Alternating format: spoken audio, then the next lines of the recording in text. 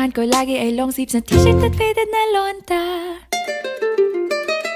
Pero noong makilala kita, nagbagong bigla ang aking timpla. Natutuwa ko na magpariban at mag-ahit ng kilay at least once a month. Hindi ko alam kung anong meron ka na sa akin ay nagpalambot ng bigla. Sinong mag-aakalang lalaki pala ang bibihag sa tulad kong tigreng gala. Kahit ako'y titibo-tibo, puso ko ay titibok-tibok pa rin sa'yo. Isang halik mo lamang at ako ay tinatablan, at ang aking pagkababae ay nabubuhayan na para bang bulaklak na namumukadkad.